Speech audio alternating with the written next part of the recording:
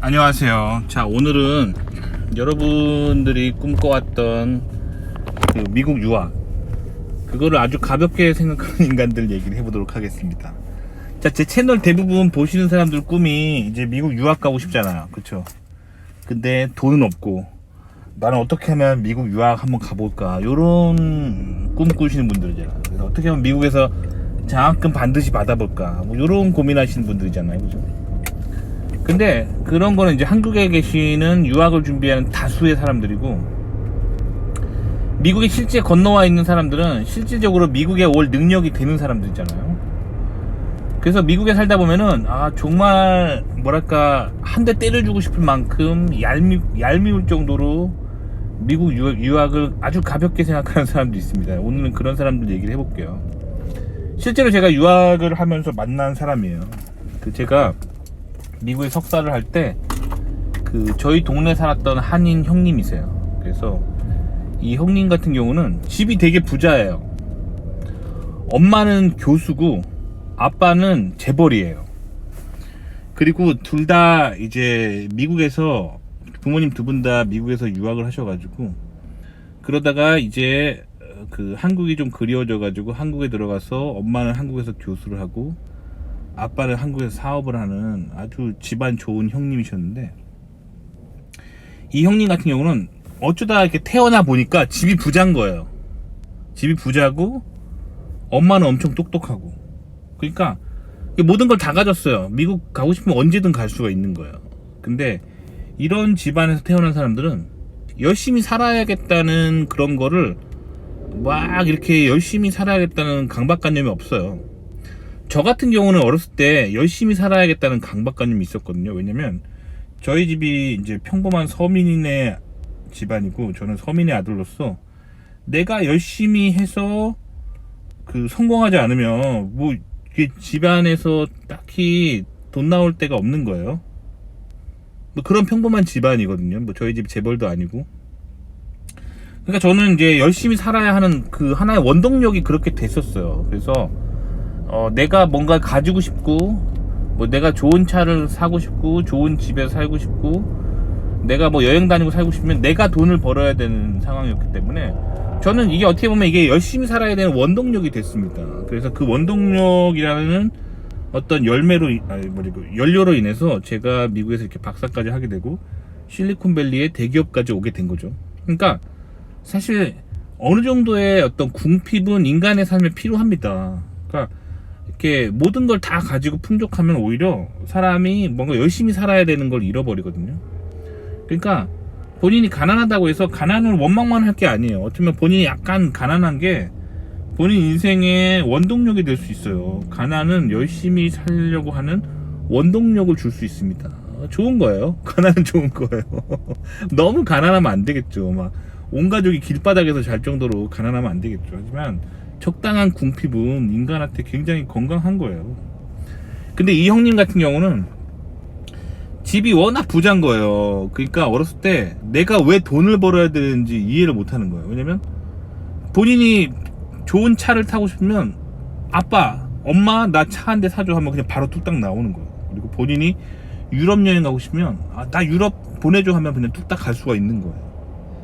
그러니까 공부하고도 싶지도 않고 열심히 일하고도 싶지 않고 그냥 그런 거예요. 이 형님이 그랬어요. 근데 엄마가 교수다 보니까 이 엄마가 이 아들이 고등학교만 나오고 놀고 있는 게 너무 창피한 거예요. 그래서 이 형한테 미국이라도 가서 좀 너도 유학 좀 가라고, 집에 돈이 너무 많으니까 그냥 네가 붙기만 하면 학비를 다 대줄 수 있으니까 유학 가라 한 거예요. 근데 이 형님은 유학을 가고 싶지 않은 거예요. 뭐하러 고생해요.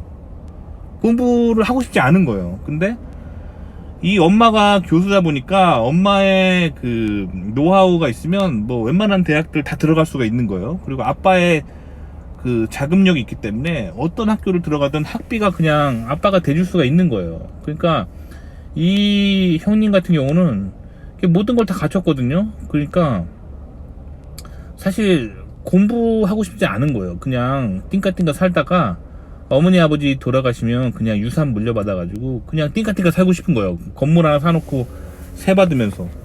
내가 왜 공부해야 되는지 모르는 형님이었어요. 그런 형님을 정말 만난 적이 있습니다. 그래서 어쨌든 근데 이 어머니가 그 한국에서 좀 좋은 학교 교수여가지고 이 아들을 이 등 떠밀어서 유학을 보낸 거야. 아 진짜 좀 이렇게 너 그렇게 고등학교만 나가고 집에서 놀고 있으면 쪽팔리다. 그래서 사람의 뭐랄까 소위 말하는 체면이 있지. 너 이렇게 명예도 있는 건데 미국 가서 공부해 하고 막 등 떠밀어서 온 거예요. 그래서 이 형이 엄마 등살에 이렇게 어쩔 수 없이 진짜 하기 싫어가지고 등 떠밀어서 온 거예요. 그래서 미국에서 그 전문대부터 이제 다니는 거예요. 커뮤니티 컬리지라고 해서 2년제 전문대를 다니는 거예요. 근데 공부하기를 진짜 죽기보다 싫은 거예요. 그러니까 이 커뮤니티 컬리지 2년제를 2년 만에 졸업을 못 하는 거예요. 거의 막 5년 걸리도록 졸업 못 해요. 왜냐면 계속 성적 안 좋아서 유급되고 학사경고 맞고 계속 그러니까 이 학년을 못 올라가는 거예요. 그래서 이 전문대를 거의 한 5년 만에 거의 이제 끝나가려고 하는 마지막 학기 남았을 때 이제 저를 만난 거예요. 동네에서. 저는 그때 석사 첫 학기로 유학을 왔고, 근데 이 형이 이제 공부하기 너무 싫은 거예요. 왜냐면 이 형이 전문대를 그렇게 마치고 나면은 엄마가 뭐라고 말할지 뻔하대요. 그래서 이번에 전문대 마쳤으니까 4년제 3학년을 편입해가지고 또 거길 다녀야 된다는 거죠. 공부하기는 정말 싫은데. 그렇게 해서 또 4년제를 마치면은 엄마가 또 석사 박사 할 것 같아가지고 이 형이 숨을 못 쉬는 거예요. 정말 공부하기 싫은데 계속 엄마가 등 떠밀려가지고 공부하려고 하니까 너무 괴로워하는 거예요.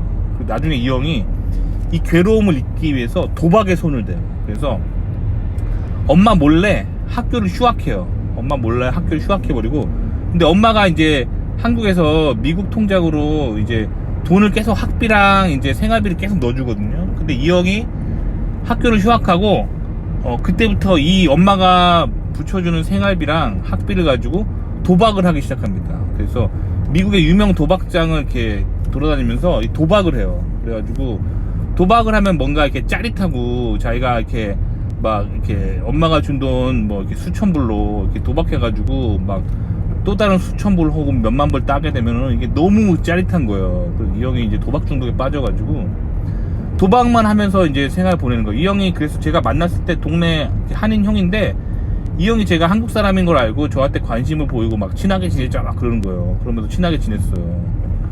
근데 나중에 이 형이 막 도박을 하면서 학교 관두고 엄마가 준 생활비로 학비 같은 걸로 도박하고, 도박 아니면 복권, 막 복권도 막 몇백만 원어치 사고, 도박 아니면 복권, 이런 걸로 막 인생을 허비를 하는 거예요. 그래서 제가 형 좀 정신을 차리라고 이렇게 몇 번을 얘기했는데, 이게 정신이 이 형이 왜 안 차려지냐면은 이렇게 인생을 다 망해도 또 한국에 사는 부모님 댁에 가면은 또 돈이 많으니까 또 금방 또 다른 걸 시작할 수 있고 또 다른 학교도 갈 수 있어요. 그래서 이 형이 지금 나보다 나이가 많은데 아직도 왜 전문제를 졸업 못했냐면, 내가 그때 이 형을 만났을 때가 석사과정일 때 만났었거든요.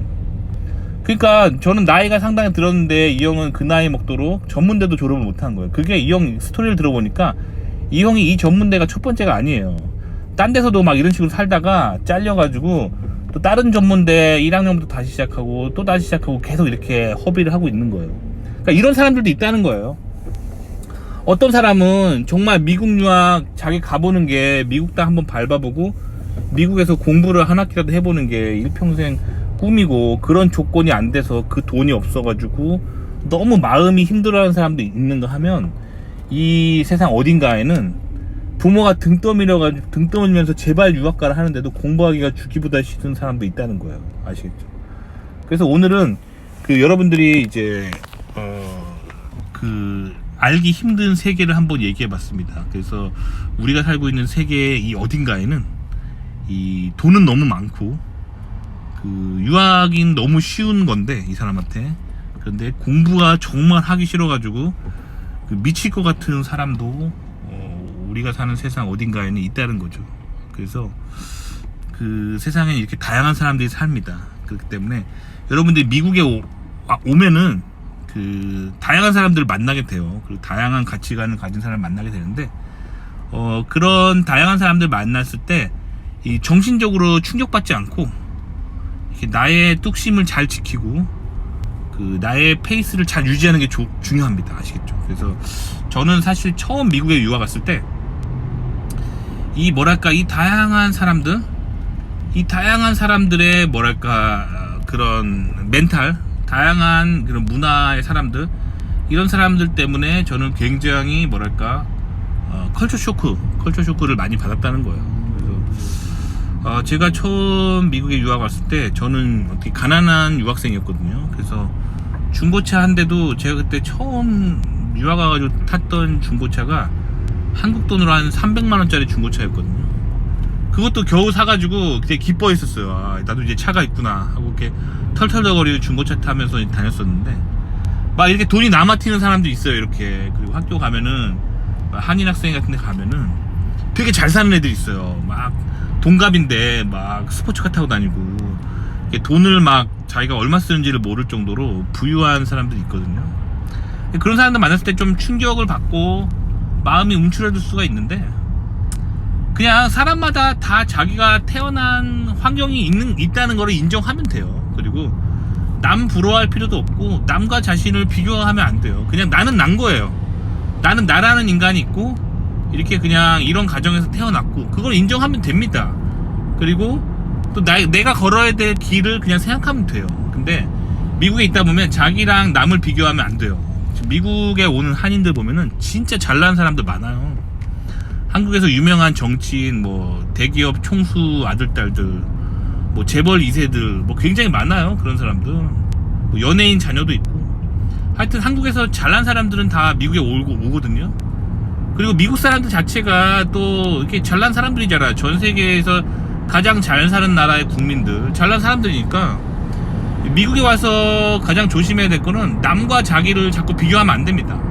나는 나예요. 그리고 나의 그 하루에 만족하셔야 돼요. 오늘 하루 내가 새끼 잘 먹고, 그리고 내가 이렇게 할 일이 있고, 이런 거에 그냥 감사하면서 그 삶에 만족하면서 사는 게 미국 생활할 때는 굉장히 중요합니다. 아시겠죠? 도움이 되셨길 바랍니다.